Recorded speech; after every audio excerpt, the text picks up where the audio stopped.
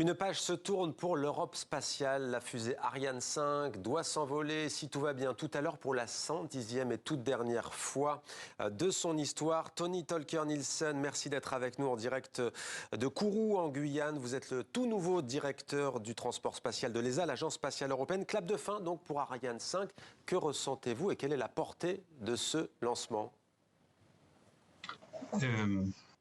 C'est émotionnel. Ariane 5 a été le fer de lancé de la souveraineté de l'Europe dans l'accès à l'espace, et cependant plus d'un quart de siècle. Donc c'est assez émotionnel.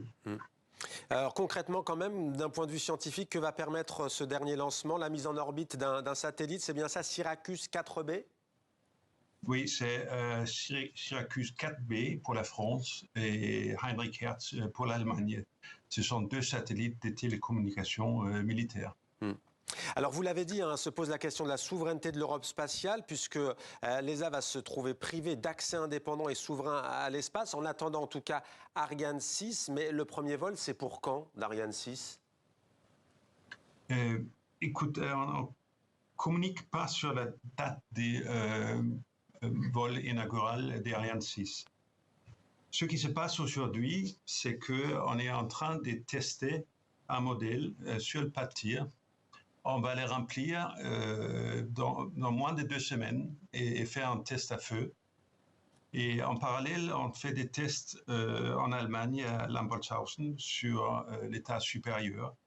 Et une fois ces deux tests bien passés, on va pouvoir donner une date très concrète du vol inaugural d'Ariane 6. Ah, on peut espérer la fin de l'année?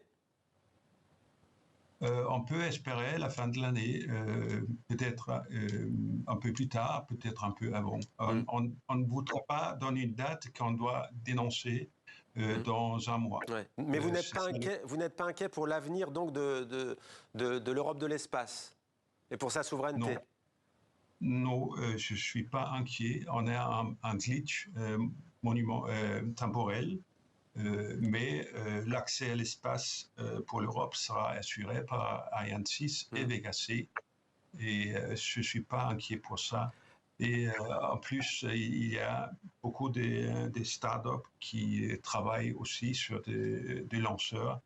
Donc le talent est là en Europe. Il n'y a aucune crainte à avoir. Aucune crainte. Alors le décollage est prévu entre 19h et 20h05 heure locale à Kourou en Guyane. Il sera environ 23h à Paris et à Berlin.